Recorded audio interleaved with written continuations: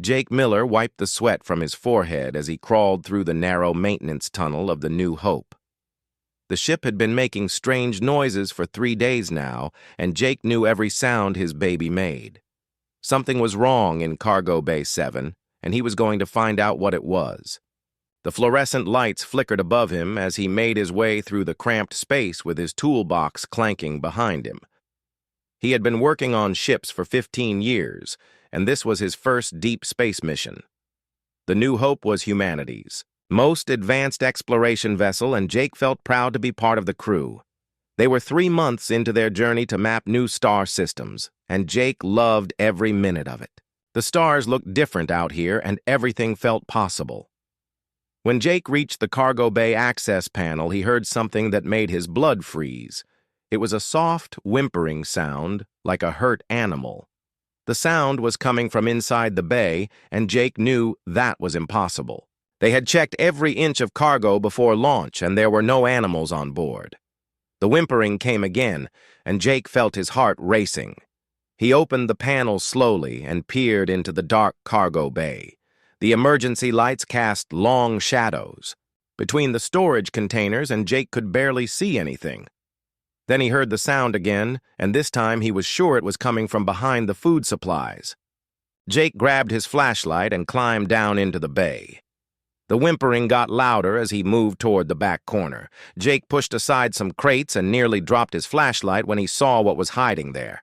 It was a small creature about the size of a human child, but definitely not human. The thing had pale skin that seemed to glow softly in the dark and was covered in what looked like crystal scales. Its eyes were huge and silver and filled with tears. The creature was clearly dying. Jake could see that it was barely breathing and looked like it had not eaten in days. Its tiny body was curled up in a ball and shaking from cold or fear or both. Jake had never seen anything like it, but his human instincts kicked in immediately. This was a child, and it was suffering, and that was all that mattered to him. Jake set down his toolbox and moved slowly toward the creature. He did not want to scare it more than it already was. The creature looked up at him with those huge silver eyes and made a soft sound that broke Jake's heart. He could see the intelligence there and the fear and the desperate hope that maybe this big, strange being might help. "Hey there, little one," Jake said in the softest voice he could manage. "I'm not going to hurt you. You look hungry." The creature tilted its head like it was trying to understand his words. Jake reached into his lunchbox and pulled out his peanut butter sandwich. He always brought 2 sandwiches because ship food was terrible, and his mom's recipe never failed to make him feel better. Jake tore off a small piece of the sandwich and held it out to the creature. The thing looked at the food, and then at Jake, and then back at the food. Jake could see it wanted to trust him but was scared. He moved the sandwich closer and made encouraging sounds like he was feeding a stray cat back home. The creature reached out with a tiny hand that had 4 fingers instead of 5 and touched the sandwich. Jake watched as those silver eyes went wide with wonder. The creature had never smelled anything like peanut butter before, and Jake could see the hunger winning over the fear. The tiny hand grabbed the piece of sandwich and brought it to its mouth. The moment the creature tasted the food, something amazing happened. Its crystal scales began to glow brighter, and the whimpering stopped completely. The creature looked directly at Jake and spoke its first word in perfect English. "Pa," it said in a voice like tiny bells ringing. Then it smiled, and Jake felt his heart melt completely. Jake knew he should call Captain Stone immediately. Protocol demanded that any unknown life form be reported to the bridge right away. But looking at this tiny, hungry child, Jake could not bring himself to risk it being taken away or hurt. Instead, he tore off another piece of sandwich and offered it to the creature. "That's right, little one," Jake said. "Eat up and get strong." The creature ate the sandwich eagerly and kept looking at Jake with complete trust. When it finished eating, it crawled closer to Jake and curled up against his leg like a sleepy kitten. Jake felt tears in his own eyes as he gently stroked the creature's head and felt those crystal scales warm under his touch. Jake sat there for an hour, feeding the creature and watching it get stronger with each bite. He told it about Earth and his family and his job on the ship. The creature listened to every word and seemed to understand more than should be possible. When Jake ran out of food, the creature looked up at him and said "Pa" again, with such love that Jake knew his life had just changed forever. He finally called Dr. Lisa Park, the ship's scientist, because he knew she would help. When Lisa arrived, in the cargo bay, she nearly fainted at the sight of the alien child sleeping peacefully in Jake's arms. "My God, Jake," she whispered. "Do you know what this means? We've made first contact, and somehow this child has bonded with you." Jake looked down at the sleeping creature and felt a fierce protective instinct he had never experienced before. Whatever this little being was, and wherever it came from, Jake knew he would do anything to keep it safe. The creature stirred in his arms and opened those silver eyes and smiled at him. "Pa," it said again, and Jake smiled back. "I think I'm a father now," Jake told Lisa, and meant every word. He had found a child in the darkness and given it food and love, and somehow that simple act had created something beautiful. Jake did not know what challenges lay ahead, but he knew he would face them all for this little being who had chosen him as family. 3 weeks had passed since Jake found the little alien child he now called Luna. The name felt right because her pale, glowing skin reminded him of moonlight on water. Luna had grown stronger each day, and Jake marveled at how quickly she learned human words and customs. She followed him everywhere and refused to eat unless Jake was the one feeding her. The ship's crew had grown fond of the strange little being who brought so much joy to their long journey. Dr. Lisa Park spent hours studying Luna and was amazed by what she discovered. The child's crystal scales could change color based on her emotions, and she seemed to communicate through patterns of light as well as words. Luna was incredibly intelligent and picked up new concepts faster than any human child could. She loved to watch Jake work and would hand him tools before he asked for them, like she could read his mind. Captain Amy Stone had been patient about the situation, but Jake knew she was worried. They were in uncharted space with no backup and an alien child on board. The captain had sent messages to Earth about their discovery, but it would be months before they received any reply. Jake appreciated that she let him keep caring for Luna, but he could see the stress in her eyes every time she looked at the little alien. Luna had made herself at home in Jake's quarters and turned his small room into something magical. She would make her scales glow softly at bedtime, and the walls would shimmer with rainbow colors. Jake would tell her stories about Earth, and she would show him pictures in the light patterns on her skin. It was like having the most amazing daughter he could ever imagine, and Jake fell more in love with her each day. Then everything changed on a Tuesday morning when Jake was teaching Luna to tie her shoes. The ship's alarms started blaring, and red lights flashed throughout the corridors. Captain Stone's voice came over the intercom telling all crew to report to battle stations immediately. Jake felt his stomach drop as he scooped Luna into his arms and ran toward the bridge. When Jake reached the bridge, he saw something that took his breath away. Through the main viewing screen, he could see dozens of alien ships surrounding the New Hope. The ships were beautiful and terrible at the same time, with curved hulls that pulsed with the same soft light as Luna's scales. They looked alive somehow, like great space whales swimming through the stars. Luna saw the ships, and her scales began flashing in rapid patterns of blue and gold. She made excited sounds that Jake had never heard before and pointed at the largest ship. "Home," she said in her tiny voice. "Mama coming?" Jake felt his heart sink as he realized what was happening. Luna's people had found her, and they had come to take her away. Captain Stone was trying to establish communication with the alien fleet, but getting no response except for what sounded like angry demands. Dr. Park was frantically working her computers, trying to translate the alien language.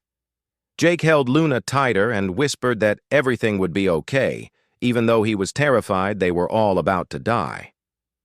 Then the largest alien ship moved closer to the New Hope, and Jake could see it. It was easily 10 times their size. A new voice came over the ship's communications system, speaking in accented but clear English. "Human vessel, you will return our daughter immediately or face the consequences. You have 1 hour to comply." Jake looked down at Luna, who was still, flashing her scales in complex patterns. She looked up at Jake with those big silver eyes and said, "Mama angry, Mama scared, Luna safe with Pa." Jake felt tears starting in his eyes as he realized Luna was trying to calm her mother down through her light signals. Captain Stone looked at Jake with an expression he had never seen before. "Jake," she said quietly, "I think Luna might be more important than we realized. These ships could destroy us without breaking a sweat, but they're trying to negotiate. They want her back alive and unharmed." Dr. Park looked up from her computers with excitement and fear in her eyes. "Captain, I'm picking up massive energy readings from those ships. Their technology is centuries ahead of ours. But Jake, look at this." She pointed to her screen, which showed Luna's light patterns. "She's been sending signals to them this whole time. I think she's telling them we're friends." Jake watched Luna's scales pulse with gentle white light and felt a surge of pride. His little girl was trying to protect him and the crew even though she missed her family. "What do we do, Captain?" Jake asked. "I can't just give her up. She's part of my family now." "Captain." Stone stared at the alien fleet and then at Luna, who was still signaling calmly to her people. "We follow protocol and hope for the best. Dr. Park, keep monitoring those signals. Jake, I need you to be ready for anything. If they want Luna back, we're going to make sure they understand how much she means to us." The hour passed slowly with the crew preparing for the worst while Luna sat peacefully in Jake's arms. She seemed completely unafraid and kept patting Jake's face with her tiny hands.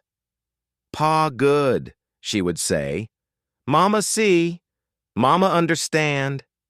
Jake hoped she was right, because he had no intention of letting anyone hurt his daughter. When the hour was up, the largest alien ship moved even closer, and Jake could see lights moving along its hull like a city in space. A new voice came over the communication system, but this one was different. It was deeper and filled with authority that made Jake's bones vibrate. "I am Queen Zara of the Luminary Empire. You will allow me to board your vessel and return my daughter, or I will take her by force." Captain Stone looked at Jake, who nodded slowly. Luna squeezed his hand and smiled. "Mama coming, Pa. Mama meet Pa now." Jake took a deep breath and prepared to meet the most important person in Luna's life. He just hoped Queen Zara would understand that Luna had found a second father who loved her more than life itself. The docking bay filled with strange blue light as the alien shuttle arrived. Jake held Luna close and whispered, "Whatever happens, little one, I will always be your Pa." Luna giggled and her scales flashed with happy golden light. "Always Pa," she agreed. "Always family." Jake smiled despite his fear because he knew that, no matter what Queen Zara decided, Luna would always be his daughter in the ways that mattered most. Queen Zara stepped off her shuttle, and Jake's first thought was that Luna would grow up to be just as beautiful as her mother. The queen was tall and graceful with the same crystal scales covering her skin, but hers were deeper blue and silver. Her eyes held the wisdom of ages, but also a fierce protective anger that made Jake step back instinctively. Behind her came 6 alien warriors in armor that seemed to be made from the same living crystal as their skin. Luna squealed with joy and reached out toward her mother, speaking rapidly in the alien language with her scales flashing bright patterns. Queen Zara's angry expression softened immediately as she saw her daughter safe and healthy.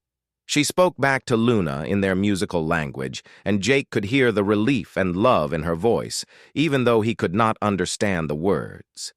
But when Queen Zara looked at Jake, her expression hardened again. She studied him like she was trying to decide if he was a threat or just a fool. "You are the one who fed my daughter. she said in English that was formal and precise. "You are the one who made her call you father." Jake nodded and tried to keep his voice steady. "Yes, Your Majesty. I found her starving and I gave her food. I couldn't let a child suffer." Queen Zara walked closer to Jake and he could feel the power radiating from her like heat from a fire.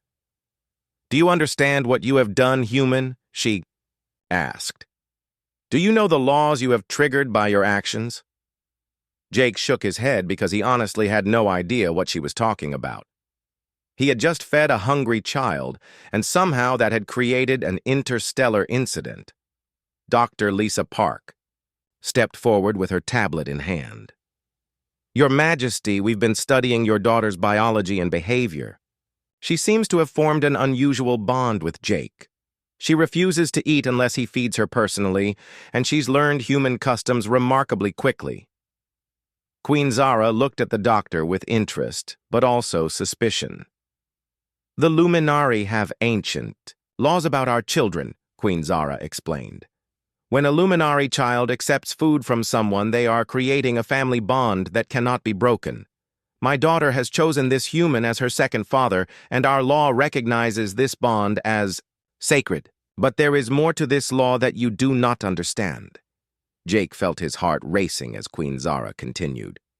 "The one who becomes family to a royal child must prove their worth or be executed as a threat to our bloodline. You have 30 days to demonstrate that you deserve the honor Luna has given you. If you fail, you will die, and if you succeed, you will become part of our royal family forever." Captain Stone stepped between Jake and the Queen. "Your Majesty, surely we can work out some kind of diplomatic solution." Jake acted out of compassion, not politics. He didn't know about your laws, or that Luna was a princess. Queen Zara looked at the captain with something that might have been respect. "I appreciate your loyalty to your crew member, human captain, but our laws exist for good reasons. Royal luminary children have special needs and abilities that make them valuable targets. Anyone who gains their trust must be tested to ensure they will not betray that trust. Your Jake has already passed the first test by earning my daughter's love, but there are others he must face." Luna had been listening to this conversation with growing distress. Her scales were flashing red and orange patterns that Jake had learned. Meant she was upset. She pulled on Jake's shirt and looked up at him with tears in her silver eyes. "Pa, stay," she said in English so everyone could understand. "Luna need Pa. Mama need understand." Jake knelt down to Luna's level and took her, tiny hands in his. "Don't worry, little one," he said gently. "Your mama loves you and wants to keep you safe. If I have to prove myself to stay in your life, then that's what I'll do." Luna hugged him tightly, and her scales shifted to soft blue patterns that meant she felt better. Queen Zara watched this exchange with an unreadable expression. "You speak to her like she is truly your daughter," she observed. "Most humans I have studied treat children as possessions or burdens. You treat Luna as if she is precious beyond measure." Jake looked up at the Queen and saw something softer in her eyes. "She is precious beyond measure," Jake said simply. "She's smart and kind and curious about everything. She makes me want to be a better person just by believing in me. I would do anything to protect her happiness, even if it means facing whatever tests you have planned." Queen Zara was quiet for a long moment while Luna chattered at her in their language with animated gestures toward Jake. Finally, the Queen sighed, and Jake could see the weight of responsibility on her shoulders. "Very well, human. You will come to our homeworld, where you will learn our ways and face the trials that await. But know this, if you fail, or if I determine you are not worthy of my daughter's love, I will kill you myself." Jake swallowed hard but nodded his agreement. Luna clapped her hands with joy, and her scales lit up like tiny stars. "Pa come home," she said happily. "Pa meet grandparents and cousins and see pretty Crystal City." Jake smiled at her enthusiasm, even though he was terrified of what lay ahead. Dr. Park approached Queen Zara with scientific curiosity overcoming her fear. Your Majesty, could I ask about Luna's remarkable learning abilities? She's absorbed human language and customs at an incredible rate. The Queen looked at Luna, who was now showing Jake how her scales could make different musical tones. Royal. Luminary children have enhanced cognitive abilities that help them rule effectively, Queen Zara explained. Luna can process information and adapt to new situations faster than adult humans. She has been studying your crew and your culture since the moment she arrived on your ship. She understands your people better than you might expect. Jake looked at Luna with new amazement. Is that why you've been so good at knowing what I need before I ask for it? He asked her. Luna giggled and nodded. Pa easy to understand, she said. Pa has good heart. Luna see good heart from first sandwich. Jake felt his eyes getting misty at her words. Captain Stone cleared her throat. Your Majesty, we need to inform Earth about this first contact situation. This is bigger than just Jake and Luna now. Queen Zara nodded gravely. Yes, human captain. My people have been watching your species with interest. This bonding between my daughter and your crew member may be the beginning of something important for both our races.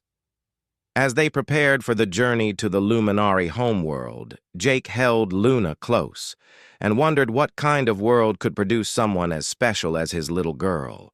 Queen Zara watched them with calculating eyes, and Jake knew she was still deciding whether he was worthy of her daughter's love. But looking at Luna's happy face, Jake knew that whatever challenges awaited him on the crystal world, he would face them gladly for her sake. The luminary homeworld of Luminos was unlike anything Jake had ever imagined. The cities grew like living coral with buildings that pulsed with soft bioluminescent light. Crystal spires reached toward purple skies, where 3 moons hung like jewels, and the very air seemed to shimmer with energy. Jake held Luna's hand as they walked through the royal palace, and she pointed out everything with excited chatter about her favorite places. Queen. Zara had given Jake quarters near Luna's rooms, but the arrangements felt temporary, like she still expected him to fail whatever tests awaited. Jake had spent 2 weeks learning basic luminary customs and language, while Luna served as his eager teacher. She was incredibly patient with his mistakes, and celebrated every small success like he had conquered the universe. The Luminari court was a mixture of beauty and intimidation. The nobles were all tall and elegant, with scales that reflected their rank and achievements. Jake felt like a clumsy giant among them, especially when they whispered among themselves in their musical language while staring at him with obvious disapproval. Only Luna's presence kept him from feeling completely overwhelmed. Dr. Lisa Park had come to Luminos as Earth's representative, and she was fascinated by everything she saw. She spent hours talking with Luminari scientists and trying to understand their biotechnology while Captain Stone worked on formal diplomatic relations. But Jake knew that none of that mattered if he failed the trials that would determine Luna's future. Prince Vex was Queen Zara's cousin and the leader of the traditional faction that opposed any contact with humans. He was impressive even by Luminari standards, with dark purple scales that seemed to absorb light rather than reflect it. He made no secret of his belief that Jake was unworthy to be part of their royal family and should be executed immediately. Your Majesty, this human contaminates our pure bloodlines, Prince Vex argued during a court session that Jake was forced to attend. He fills the princess's head with primitive ideas and weakens her connection to our sacred traditions. The trials are meaningless, because no lesser species could ever be worthy of luminary nobility. Jake wanted to defend himself, but Luna squeezed his hand and whispered for him to stay quiet.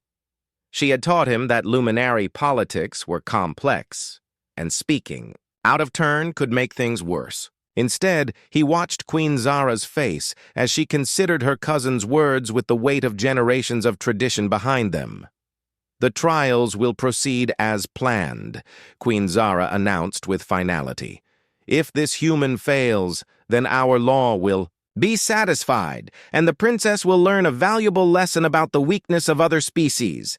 If he succeeds, then perhaps our people have something to learn from his race." Prince Vex's scales darkened with anger, but he bowed to his queen's decision. The first trial was a test of wisdom, where Jake had to solve a complex puzzle that had stumped luminary nobles for generations.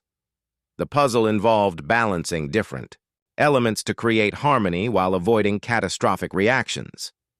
Traditional luminary thinking approached it as a battle to be won through superior force and strategy. Jake looked at the puzzle and saw something different.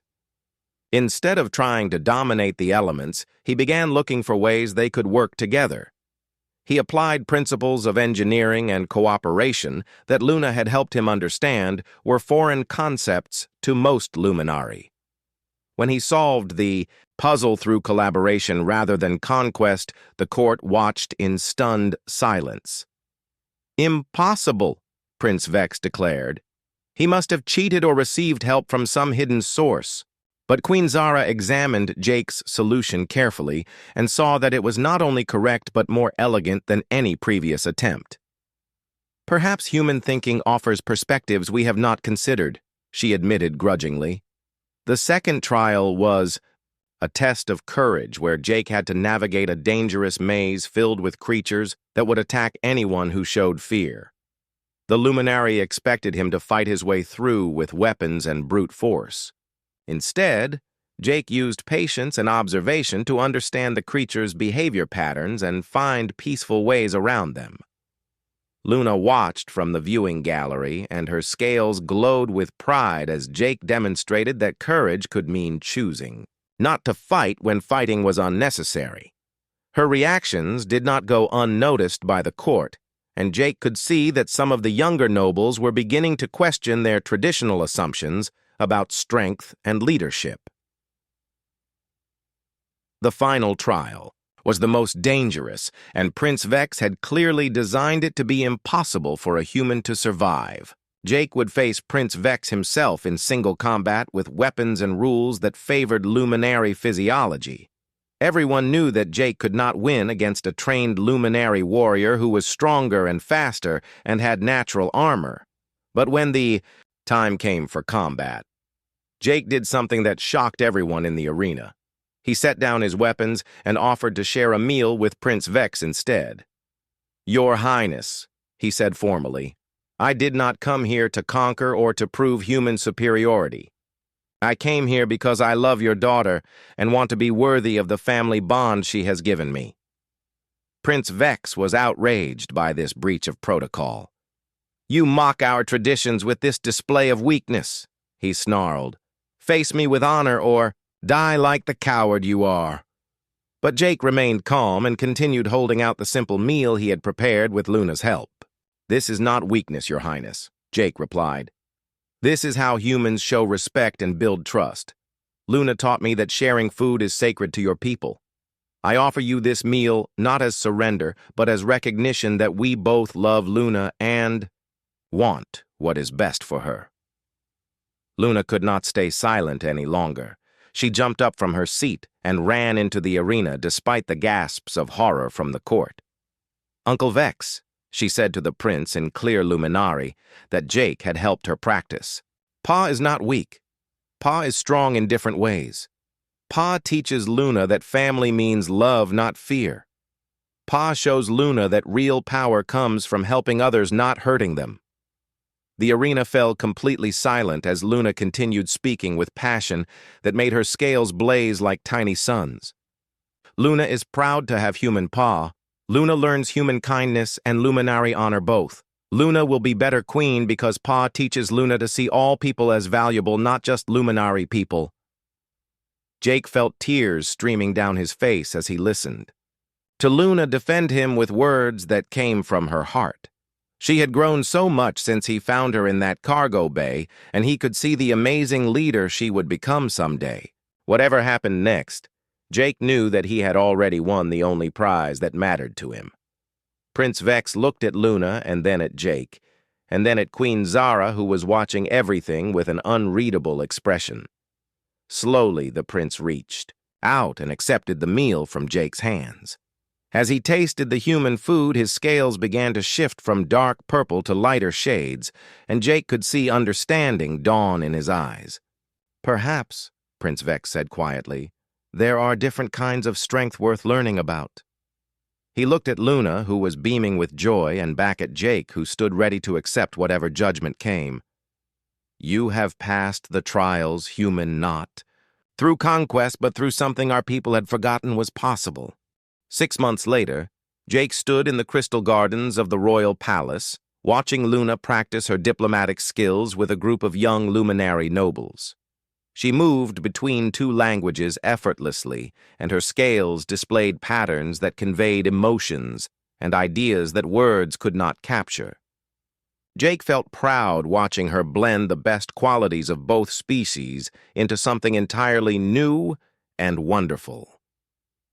Queen Zara approached him with a smile that had become much warmer over the past months. Their relationship had evolved from suspicious tolerance to genuine partnership built on mutual respect and shared love for Luna. The formal betrothal that luminary law required had become something neither of them expected when they started this journey. "She is remarkable," Queen Zara said, as they watched Luna demonstrate a human game to her friends who were fascinated by the concept of play without competition. "I never imagined that combining our cultures could create something so beautiful. You have given my daughter gifts I could never provide alone." Jake nodded and took Zara's hand in his own. Their relationship was still new and strange, but it felt right in ways he could not fully explain. "She's given me more than I ever gave her," he replied. "Before Luna, I was just a maintenance engineer drifting through space. Now I'm part of something bigger than myself."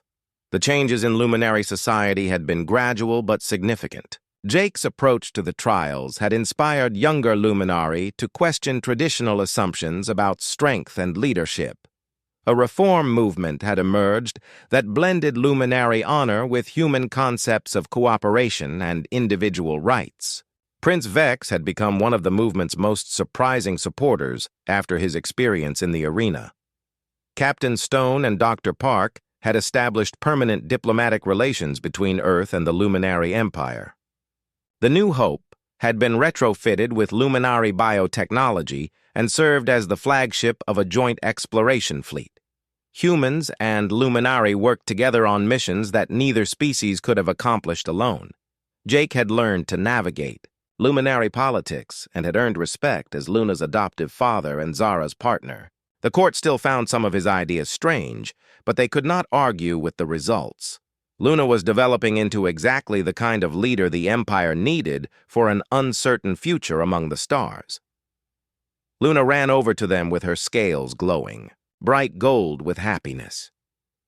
"Pa, look what I taught them," she said excitedly while gesturing toward her friends. "They learned how to build things together instead of competing to see who builds best. They made a crystal sculpture that none of them could make alone." Jake knelt down to Luna's level and gave her a hug that she returned with enthusiasm. "That's wonderful, sweetheart. You're becoming quite the teacher yourself." Luna beamed at the praise, and then looked at both her parents with an expression that was wise beyond her years. "Pa, I want to visit Earth soon," she said in the careful tone she used when making important requests. "I want to meet human grandparents and see where Pa grew up. I want to understand human culture better so I can help our peoples work together." Jake looked at Zara, who nodded her approval. "I think that's an excellent idea," Zara said. "It's time for you to see both sides of your heritage. Your human family deserves to meet the amazing daughter their son has raised." Luna's scales flashed with pure joy, and she hugged both her parents at the same time. Jake thought about his parents back on Earth, who still could not quite believe their maintenance engineer's son had become an alien prince and father to a royal heir. They had accepted the situation with typical human adaptability and were eager to spoil their new granddaughter. Jake smiled, imagining Luna's reaction to his mother's cooking and his father's workshop. The joint human luminary colony ship was almost complete and would carry the first mixed families to establish settlements in neutral space. Jake and Zara had been chosen to lead the colony as an example of successful cooperation between their species. Luna would grow up in a world where human and luminary children learn from each other as equals. You know, Jake said to Zara as they watched Luna teach her friends another human game. When I gave her that sandwich, I never imagined it would lead to all this. I just wanted to help a hungry child. Zara squeezed his hand, and her scales displayed patterns that Jake had learned meant deep affection. The greatest changes often begin with the smallest acts of kindness, Zara replied. You followed your heart and changed the course of 2 civilizations. Luna is living proof that our species have more in common than we ever knew. Jake nodded and felt a deep sense of satisfaction at how far they had all come. As the 3 moons of Luminos rose into the purple sky, Jake gathered his family for their evening meal. It had become their favorite time of day when they shared stories from their respective worlds and planned for the future they were building together. Luna insisted on helping prepare the food because she said meals tasted better when made with love. Tomorrow we start preparing for the Earth visit, Jake announced as they sat down to eat. Luna needs to learn about human customs like birthday, parties and ice cream and baseball games. Luna's eyes lit up with curiosity, and she asked a dozen questions about each new concept while Zara laughed at her daughter's endless enthusiasm. After dinner, Luna showed them her latest creation using Luminari bioart techniques she had modified with human creative principles. The result was a living sculpture that told the story of their family through patterns of light and sound. Jake watched the beautiful display and felt tears of joy in his eyes. This is perfect, sweetheart, he told Luna, who glowed with pride at his praise. It shows exactly how we all fit together, even though we come from different worlds. Luna climbed into his lap and settled against his chest like she used to do when she was small and scared. Pa, she said sleepily.